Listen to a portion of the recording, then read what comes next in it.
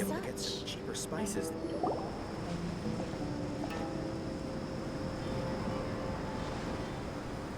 We finally made it to Caravan Rebot. It's pretty lively here. So, just past this wall is the desert, huh? Oh, wow. Paimon remembers hearing people call this the Wall of Samiel. It's made to block sandstorms from the outside. Oh, if it's this tall, it's gotta be the divine work of Greater Lord Rukkhadevata, right? Enough gawking. Come on, follow me. Huh? Over here. Oh, Hatham went that way! Let's hurry up and follow him. Wonder what he's up to. What should I say after I'm done with this? Travelers and visitors, don't miss out!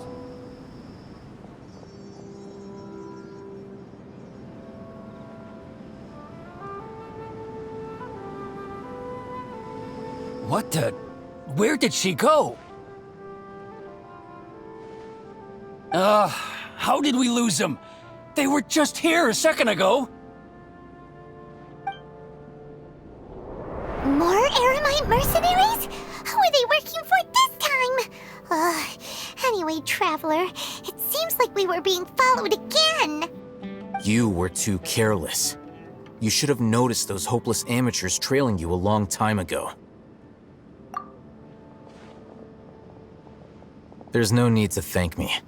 I've never cared to keep track of personal favors. All I did was correct a mistake I happened to come across. It's a habit I developed at the academia. You really gave Paimon a scare, Al-Hatham. We never thought we'd run into you here. Last time we met at Port Ormos, didn't you say you were going back to the academia?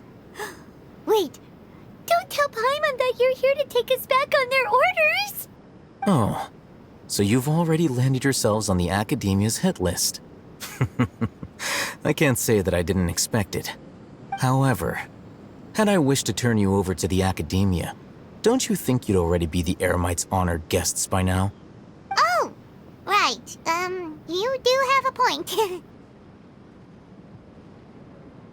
I have no interest in running errands for that project. As a scholar, I've always belonged to the camp that promotes researcher autonomy. And these days, you're more fascinating than anything the sages can offer. Not quite. To tell you the truth, I'm still investigating the Divine Knowledge Capsule. Unfortunately, I've run into some difficulties. Everyone says the capsule originated in the desert and was eventually moved to Port Ormos. If I am to get to the bottom of this, I must understand how the capsule first came to be. Which brings me back to you, and why you're so interesting. The leader of Ain al-Ahmar used the Divine Knowledge Capsule right in front of you, and upon seeing him, your expression became perplexed, and you were lost in thought for quite some time. To have that kind of reaction, I think you must have realized something. Are you interested at all in sharing what you've been hiding from me?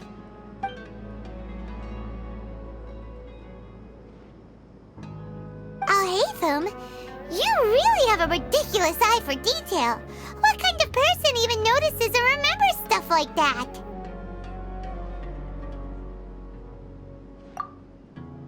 So that's your answer. Well, I do work for the academia after all. So considering that, it is indeed wise to keep your cards close to your chest. But that does prove you do have some undisclosed information about the Divine Knowledge Capsule. Am I right? No matter. Rather than simply learning the answers from you, I'd still prefer to investigate on my own. Speaking of, you two are also headed to the desert? That's right! We have the same plan as you! But we don't really have any concrete goals at the moment. Then I'd suggest starting with Aru Village. It's the largest settlement in the desert, so it'll probably have more resources and intel than anywhere else. Well, would you like to head there together? It's always better to travel with someone you know. Let's go!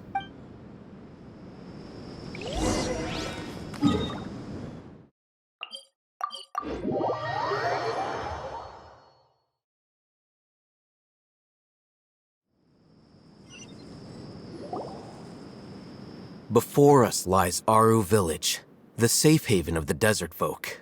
Whoa, this landscape is really something else. What a cool place! Let's go check it out!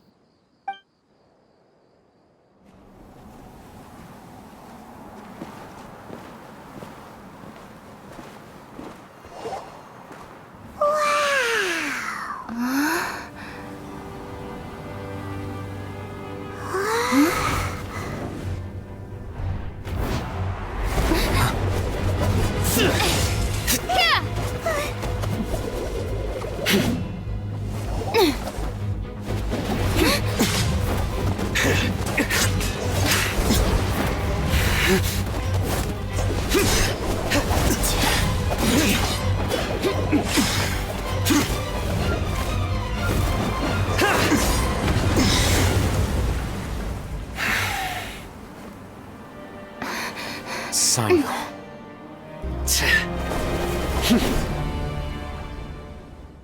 Unless my memory fails me, we have barely spoken 2 words to each other before now at the Academia. Would you care to enlighten me as to when and how I invited the General Mahamatra's wrath? Hatham, do not think you can escape my judgment just because you managed to escape my attack. Judgment? So that's how you'd characterize your actions here, is it? Or would elimination perhaps be a more accurate description? Had I used my full strength, not even this traveler would have been able to stop me. Though styled like an assassination, I sought only to ensure that my target would be unable to flee or resist. Standard practice for the Matra, as well you know. Seemed to me more like your own personal touch. Who is that, Alhaitham? Did you call him General Mahamatra? Yes. General Mahamatra Cyno, head of all the Matra at the Academia. He's a formidable hunter, and the ultimate nightmare for any who have committed academic crimes. You seem to have placed a lot of trust in Alhaitham, to the point of blocking an attack for him. If I were you, I'd never choose to side with him. I wouldn't believe a single word that comes out of his mouth. I have been pursuing this scribe for a long time. I urge you, stand back and do not seek to defend him any longer. Otherwise, there will be consequences. Has Alhaitham done something wrong? Paimon doesn't think he's as bad as you've made him out to be. I won't waste my breath explaining things. Alhaitham, I saw it during our fight. Take it out. The divine knowledge capsule you're hiding on your person. Unless you want me to retrieve it for myself. Very perceptive of you. Nothing escapes a Matra's senses. Wait, the divine knowledge capsule? Didn't it fall into the Matra's hands in Port Ormos? No wonder you speak with such confidence, Cyno. But I must admit, I'm very curious. What does this capsule mean to you? And why, as General Mahamatra of the Academia, are you all alone in the desert? As far as I'm aware, the other Matra have been speculating about your disappearance. Have you been given a mission that's, let's say, morally dubious? If I was the real target of your mission, what was stopping you from simply using your authority and resources to judge me within the walls of the Academia? I should have known you'd be difficult to deal with. You two? Ugh! What should we do, Traveler? Paimon feels like we can't trust either of them! Ahem. Well, look at you two, acting all tough and self-righteous over there. Wait, Dia?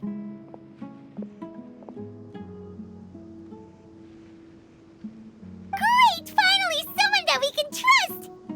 You gotta help us out here, otherwise these two are gonna start fighting again! Yeah, sure looks that way. 2 giants from the Academia duking it out once and for all. Not something you get to see every day, that's for sure. Listen, I know you academic types love to fill up your big brains with self-righteous morality and lord your empty rules and virtues over each other. But how dare you bring your petty disputes into the safe haven of Aru Village? It seems like someone's gonna have to beat some sense into your thick skulls until you finally learn to respect these grounds.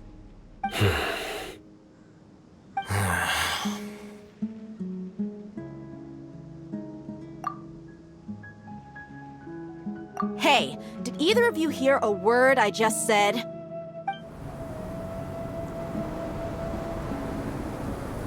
Whoa, what's going on?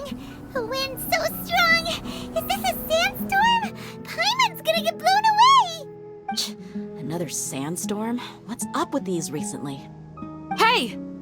All of you, over here, quickly! We have to take cover! Someone's calling for us. Oh, this wind is too strong. Let's get over there. That sounded like Candace. Come on, you two. Jeez, are all of you academia folks such hard work? Move it! All right, stop yelling.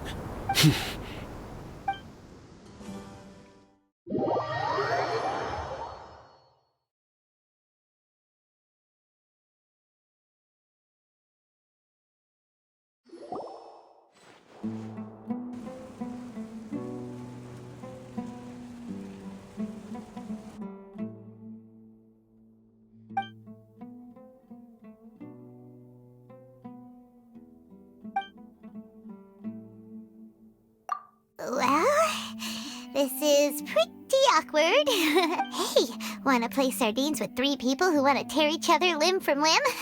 Sure, why not? Sounds fun. The air is so thick and heavy. Paimon can hardly keep floating anymore. My sincere apologies, everyone. This is the home of our village chief. I will have to ask you to make do with this small room until the sandstorm dies down. Please, let me introduce myself. I am Candace, protector of Aru Village. Our savior has come at last! Nice to meet you, Candace. The name's Paimon. Thank you so much for helping us. There's no need to thank me. It's only right to help each other when the weather gets rough. Wow, she's so gentle and caring, like a nice older sister. Unlike those guys over there.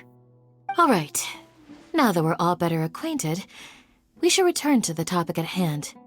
As a guardian charged with the responsibility to protect my fellow villagers from harm, I was observing your conflict from afar, even before the sandstorm started. And now that you have set foot within our village itself, it is all the more my responsibility to make absolutely sure that you pose no threat whatsoever to us. So please, have an honest and sincere conversation with one another and put your hostile feelings to rest. If anyone dares to start anything again while they are under this roof, I will not hesitate to send them out for some quality time with the creatures of the sandstorm. Oh, on second thought, Paimon may have misjudged Candace's character. And that goes for you too, Miss Dia. Do I make myself clear? All right, we got it, Candace. That's what I like to hear. So, which of you will begin? I was supposed to be a mediator, but I might have gotten a little too involved just now. Anyway, one of those two should probably start talking. Wait, that was you trying to be a mediator? I have nothing to hide, so there's no shame in explaining myself. While All Hatham wasn't wrong about the other Matra not knowing my whereabouts, it's not because I've been assigned a morally dubious mission. Rather, I've chosen to exile myself. Huh? Exile yourself? A little while ago, I discovered that there was data missing in the Academia's project planning and development files. What little they did report clearly did not match the project's actual progress. As General Mahamatra, I had the responsibility and authority to request an audit. However, to my surprise, the person responsible for the erroneous data was none other than Grand Sage Azar himself. I tried to investigate the issue myself before submitting a formal audit request, but I soon found that all leads and potential pieces of incriminating evidence were carefully concealed from me. I began to realize that they were cautious of me from the very beginning. Unsurprisingly, the Grand Sage rejected my audit request as soon as the submission reached his desk. He even said to me, "The power of the General Mahamatra is granted by the sages. You have no right to judge us." So they really are up to no good. I realized then that to the Grand Sage, the Matra are nothing more than tools for the sages to assert and maintain their control over knowledge. The vows that we took, the principles that we strive to uphold, they are meaningless to the academia of today. I believed it would be wise to flee the academia before the sages had a chance to take action against me. This way, they can no longer see nor predict my actions. I will never give up on this investigation. There's no need for someone else to give me power or authority. Once I find the truth, I will administer judgment by my own name. Cyno seems to have the same goal as us. We're all investigating the sages. Plus, now that he's no longer the General Mahamatra, he somehow feels a lot less scary. Well, Cyno, if that's your story, then why did you see Alhaitham as a target? When I was investigating the matter in the academia, I overheard a conversation between Alhaitham and a sage. The sages asked you to investigate a blonde-haired traveler. Do you dispute this, Alhaitham? What? Like many parts of the project, this assignment was undocumented. Now throw in your suspicious behavior with the Divine Knowledge Capsule, and I think we deserve an explanation. Yes. I was indeed tasked with investigating the Traveler. Alhaitham! After all, the promised reward was so great that hardly any scholar could have refused. The sage told me, once you've completed this assignment, I can give you a glimpse of divine knowledge. A most enticing offer. Unfortunately, those academics don't know me at all. Their words contained one key piece of information, namely that divine knowledge indeed exists. That gave me all I needed to know. From my perspective, the sages are far from trustworthy. Think about it. Isn't it a little strange they're so willing to share divine knowledge with anyone, even as a reward? So, I began my own investigation following the lead of the Divine Knowledge Capsule. In the end, I realized my wisdom in committing to this rather than collaborating with the sages. Had I been less guarded, I probably would have ended up like that Ain al-Ahmar mercenary, incapable of remaining sane for long enough to hold a conversation. You mean that the sages originally planned to dispose of you, using one of those capsules that drive people insane? I'd already given up on the assignment by then.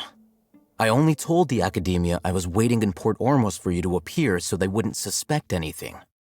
So it came as quite a surprise when I encountered my erstwhile target while investigating the Divine Knowledge Capsule.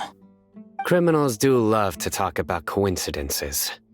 Even though I ran into the Traveler by chance, I had no intention of providing assistance to the academia. Also, you should remember, you were the ones who decided to follow me and strike up a conversation after I left that tavern.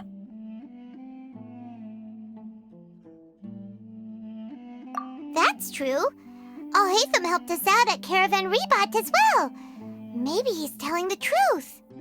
I'm willing to apologize if that's worth anything to you. I took the Divine Knowledge Capsule behind your back because I judged its existence to be a significant risk. I felt that it would be best for no one to interact with it before it had been properly studied. After all, curiosity often proves to be the most dangerous thing in this land. You should be well aware, Scribe Alhaitham, that curiosity can also lead you to danger and suspicion. Answer me this. Did the sages share any information about their project with you? Have I not made myself clear? You and I are both distrusted by the academia. Do you really think they would tell me anything? Fine. Although you haven't completely proven your innocence, I won't regard you as an enemy, for now. As you wish. Good. I'm glad to see you two clearing up your misunderstandings. And now you, Dia. I believe it's your turn. Oh, sorry. Whatever the boys were talking about must have been so boring that I spaced out. My situation is pretty straightforward. My employer, Dunyarzad of the Homayani family, is friends with the Traveler and is currently recovering from her illness at home. I had nothing going on, so I decided to return to Aru village for a visit. I was actually looking forward to a pretty exciting time getting back together with everyone here. But then I saw these two random guys in the middle of a pointless argument. It ticked me off, and things went downhill from there. Is that all? Well, I will admit that definitely sounds like your style. In that case, welcome back, Dia. That's more like it. I missed you all so much, Candace. Whoa! What was that sound? No need to worry. Now that you're no longer at each other's throats, please make yourselves at home. I'll take a quick trip outside to clear out some of those creatures in the sandstorm. Creatures? In the sandstorm? Are you sure you don't want some backup? Fighting in a sandstorm is not for the faint-hearted. Anyone without extensive training in these conditions is at a disadvantage. You needn't worry. Yeah, just leave him to Candace. Don't worry, she's as tough as they come.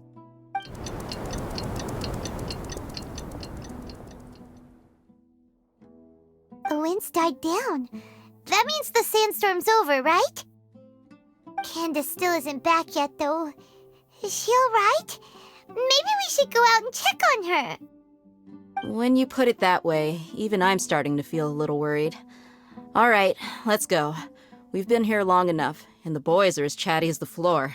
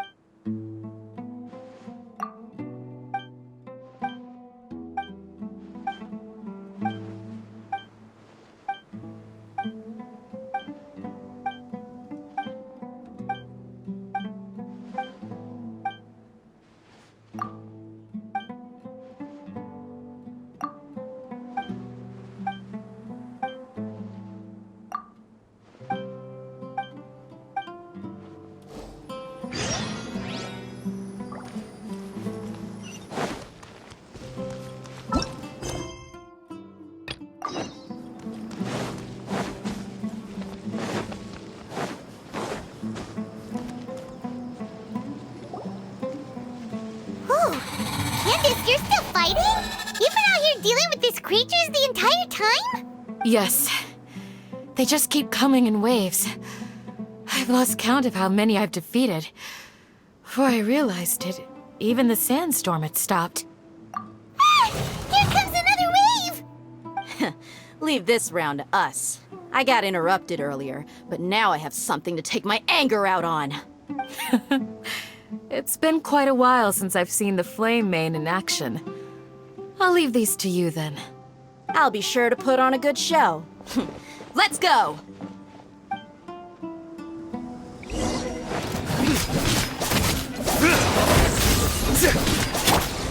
The wind knows me. Gather! Nowhere to run!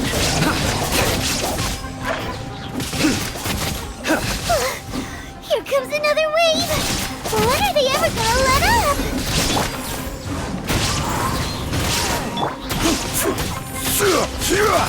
Solidify!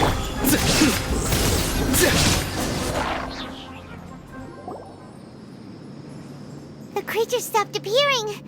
Was that the last of them? What we fought just now was probably the aftermath of the sandstorm. So we should be safe for the time being. Well fought, everyone. No injuries, I hope. Huh? Who are you? Ah, my apologies. I haven't had a chance to greet you yet. I had my hands full taking care of the village's elderly and children. I am the chief of Aru Village. Everyone usually calls me Uncle Anpu. Sir, I am also originally from the desert, but I have not been back for some time now. May I ask if such sandstorms are common? I can't say they've always been common, but recently the storms have become increasingly severe and frequent. Besides sandstorms, we also occasionally get earthquakes. According to an investigator who stayed in the village a while ago, these unusual natural phenomena are related to the withering of Irminsul. Another effect of Irminsul's withering.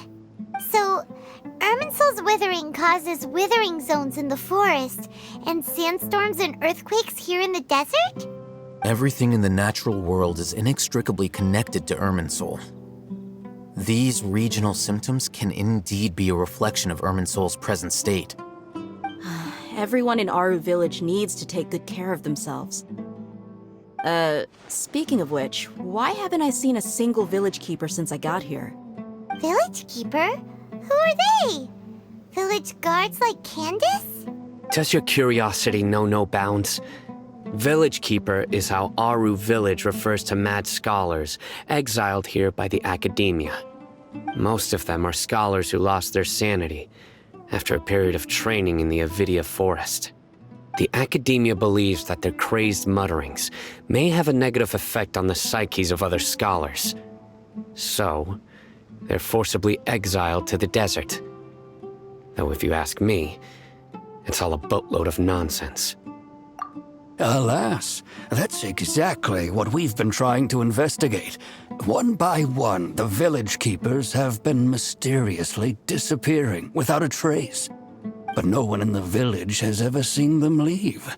If you're planning to stay around the village for the next few days, I'd appreciate it if you could keep an eye out for them. I've had encounters with those people in the past. I'll see what I can do to help. The Matra are the ones responsible for their exile. Now that you're no longer with them, are you trying to alleviate your guilt and atone for your past sins?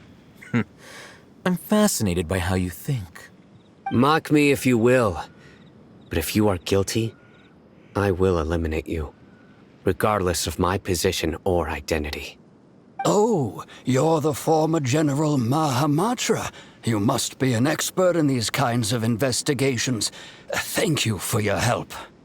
Is it because you're reminded of Hypatia? Oh, these poor scholars. First they lose their sanity, now this! We need to help get them back home, safe and sound. But, is it really a good idea to tag along with Cyno? You seem like you really don't trust him. I'll be grateful for the assistance. No doubt you will do a better job than some of my former subordinates. Let's start by finding a spot to share what we know so far.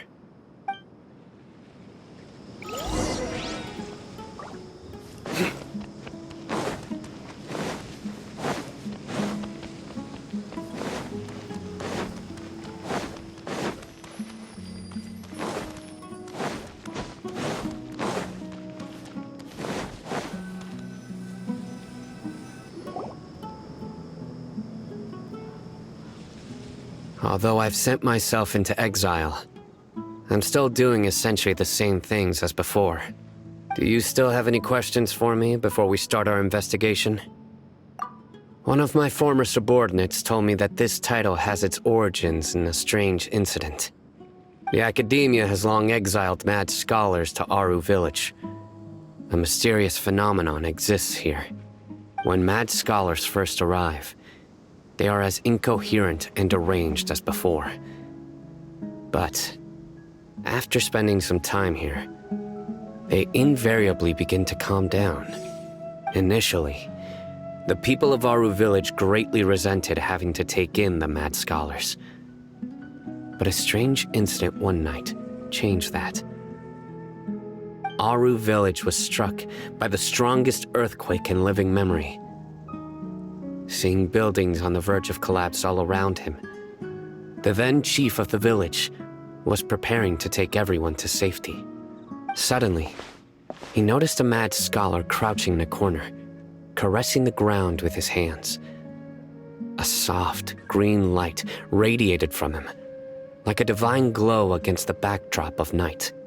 Despite the powerful tremors that ripped through the ground that night, all the houses remained upright, almost as if they had grown roots reaching deep into the ground. In the end, not a single building collapsed, and no one was hurt. After that, the people of Aru Village treated the mad scholars with greater kindness, and began to refer to them as the village keepers. The soft green light? A mad scholar protecting Aru Village? What do you make of it, Traveler? Paimon thinks so too. Actually, Cyno, do you know if any of the mad scholars continued to wear their Akasha terminals at Aru Village? In theory, they would continue wearing them so the Academia could still monitor their activities. With that said, the main Akasha system would no longer have any interaction with them. Oh, no wonder! Everything makes sense then! Add in the fact that they calmed down, it was probably Nahida who calmed them. If you are able to draw a conclusion from this one story alone, then it appears you possess much more information than I do. So, what do you make of the story?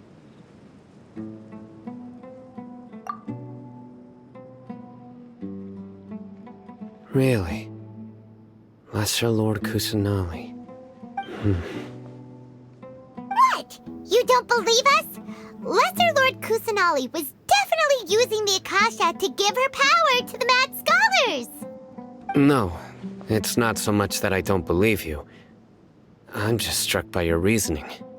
Lesser Lord Kusanali, the current Dendro Archon, is she really active in Sumeru? The Academia has always placed far greater importance on the late Greater Lord Rukkhadevata. They've more or less ignored Lesser Lord Kusanali, and I've never had any reason to doubt their views. In addition, I've never heard any stories about Lesser Lord Kusanali and her deeds. To me, she might as well have been a god that never existed. No way! Nahida definitely exists! She's a... how should Paimon put it? She's a good Archon who's kind and wise, even if she says weird stuff sometimes. I've spent many years interrogating criminals, so I can easily tell when someone is lying. Good! Then you should know that we're telling the truth. That look in your eyes. I've never seen that from a liar. You two really must have met Lesser Lord Kusanali. How can this be? To think, our Archon has been amongst us this entire time. Alright, now it's our turn to put our skills to good use for this investigation. But easier said than done, especially since we don't have any leads. Maybe we can start by knocking on some doors. Excuse me, are you here to help me find my grandpa? Huh? Who are you? By the sounds of it, a resident of this village. My name is Isak. You'll help me find my grandpa, right? Is your grandpa a mad scholar? Hey, don't say that. Grandpa is just Grandpa. Why do you have to call him that? It's not like he's a bad person or anything. The person you're referring to is not a local, yet you are. Why do you call him Grandpa? Grandpa is just Grandpa. He's my family. I heard everything you said to the village chief. Please, you gotta take me with you. I want to find my grandpa. I swear I'll help. I won't be a nuisance. Ah, so you're the one who was eavesdropping on us around the village chief's house. I was planning to go out and take care of whoever it was, but I had a vague feeling that they didn't harbor any ill intent. Whoa. Haytham wasn't kidding about Matra having sharp senses. Cyno, he's just a kid. All he wants is to find his grandpa. Let's find a way to help him. Sorry. I was only listening in because I wanted to know where Grandpa went. Honest. If you don't believe me, you can ask Miss Candace. All right. But first, let's confirm the facts with Candace.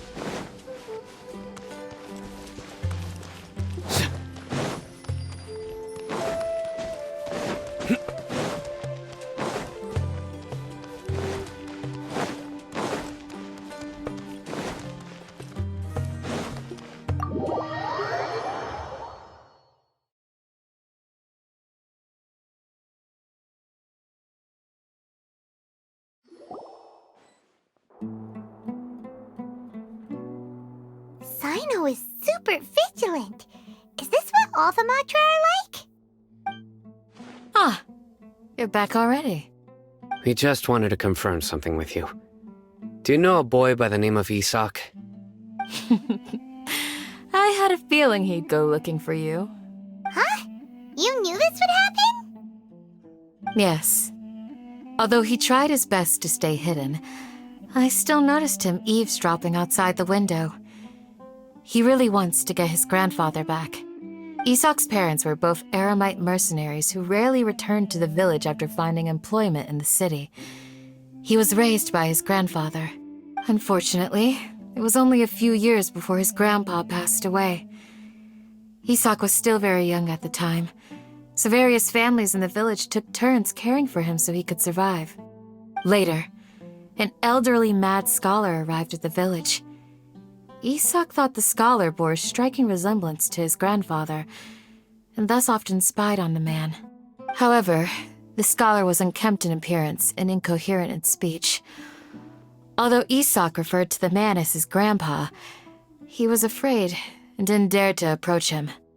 One summer night, the oft mumbling and bumbling grandpa suddenly calmed down and seemed to become more lucid. He even noticed Isak hiding in the distance. So Grandpa walked up to Isak and patted him on the head. He even took Isak to the entrance of the village, where he patiently taught the boy the names of the stars and accompanied Isak until he fell asleep. The next morning, Isak woke up and wanted to go find his grandpa again, only to realize his grandpa no longer recognized him. However, even so, Grandpa retained his calm expression.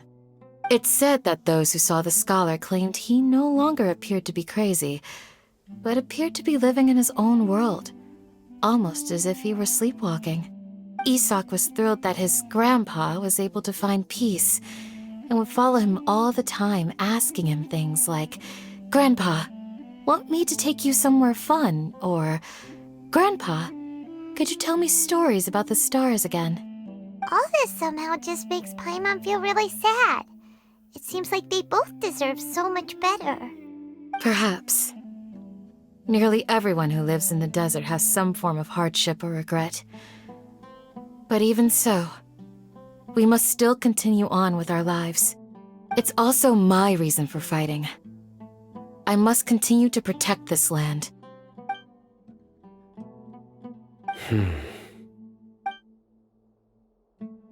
Maybe the people have always had a considerate god watching over them. Huh? What did you say, Cyno? No, nothing.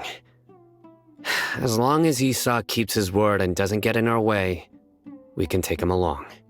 Perhaps you are more compassionate than I gave you credit for. Please accept my thanks on Isak's behalf, Cyno.